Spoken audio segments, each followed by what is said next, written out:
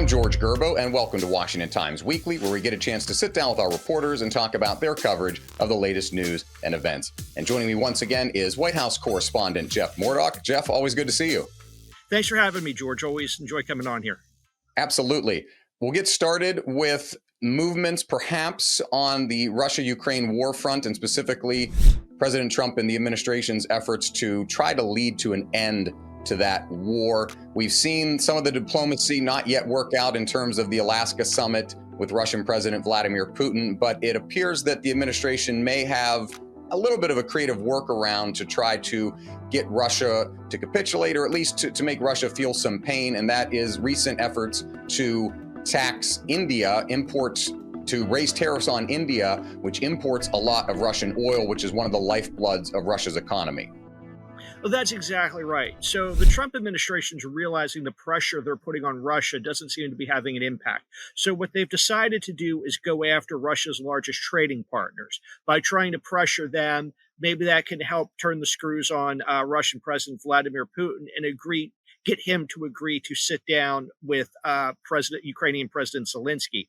So what President Trump has done is he's ratcheted up tariffs to 50%, which is the highest of all the tariffs on India goods coming to the United States. India is one of the U.S.'s largest trading partners. That hurts India. The goal of this is to wean India off of Russian oil. India right now is the largest buyer of Russian oil, and that money is being used to fund the war in Ukraine. So the thinking is, by punishing India, you can get India to stop buying Russian oil. They'll walk away from Russia. That will then put more pressure on Russia to capitulate. Right now, we have not seen it. Now, the tariffs only been in effect for a couple of days, so we're still waiting to see what happens here.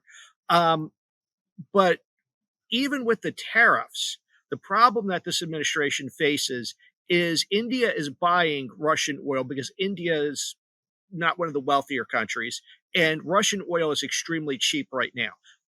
The G7 nations, the richest nations, put a cap on Russian oil, lowering its price to almost $60, less than $60 a barrel. In doing that, it's made it the cheapest oil on the market. So India, with its incredible population, is very expensive to provide energy for.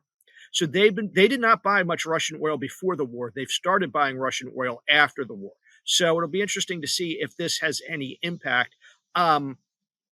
Russia is hurting for oil right now. Ukraine has damaged about 17% of their oil refining capacity. So it needs the money from India to keep refining and keep processing oil. Let's stay with the White House, where President Trump touting $1.5 billion raised through fundraising efforts since the 2024 election. He's also posited the thought that perhaps there could be some sort of Republican convention in a midterm year next year in 2026, as he has all this money raised that in theory would help candidates. But in some cases, it may go to some of his different political purposes. But how realistic is the idea or the thought? And Democrats the Democratic National Committee has considered doing something similar of a midterm convention to raise support ahead of the midterms, ahead of those elections that will determine control of the House and the Senate. See, we don't have a lot of details other than the president threw it out this week and House Speaker Mike Johnson said he's on board. Beyond that, we have no details. It takes to put together a convention on the level that we see before elections. It takes a lot of money, it takes a lot of planning, and it takes a lot of time.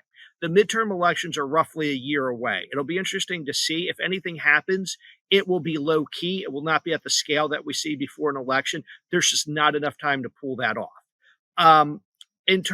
But he has raised a lot of money. He's term limited, so that money's got to go somewhere. And it looks like he wants to do this convention as a chance to promote his administration, promote his agenda, as well as promote several Republican candidates in the midterms he believes will carry out his agenda. Yeah. And speaking of his agenda, finally, Jeff, this tax cut spending package that was passed by Congress and signed by the president by the 4th of July.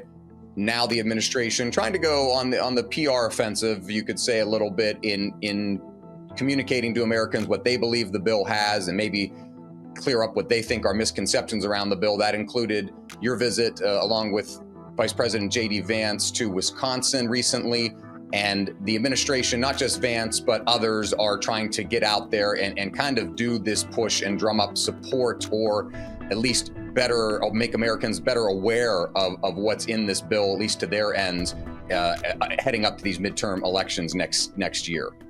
Oh, that's absolutely right. I traveled with Vice President Vance to La Crosse, Wisconsin this week.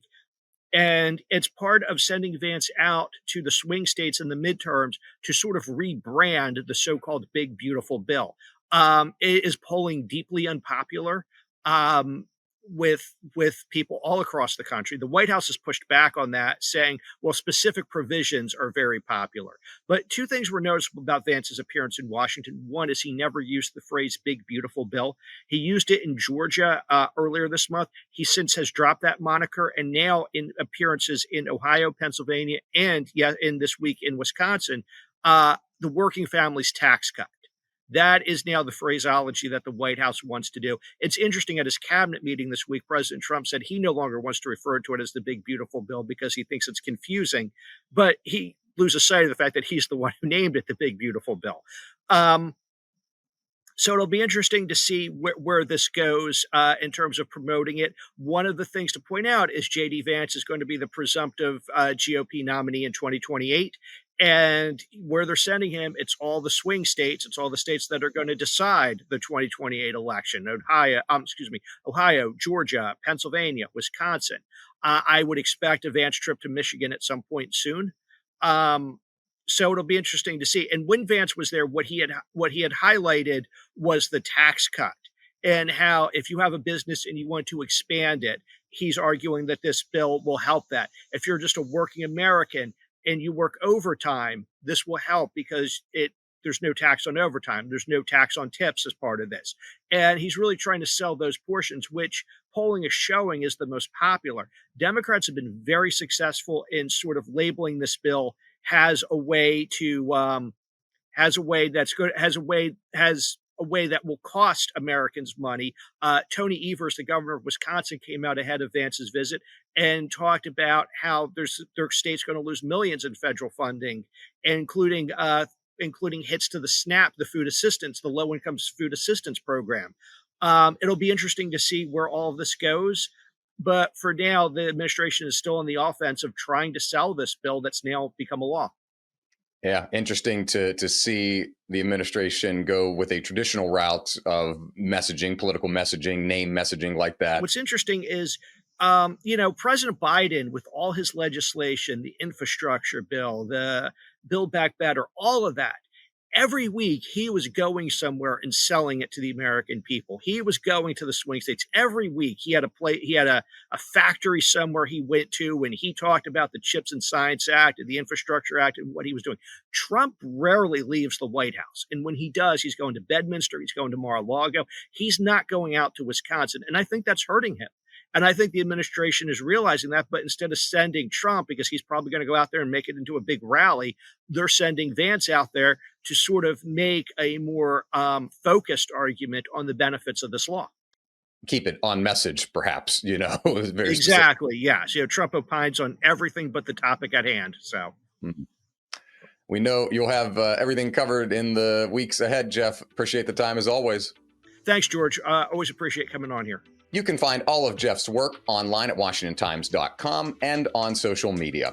I'm George Gerbo. Thanks for watching, and we'll see you next time.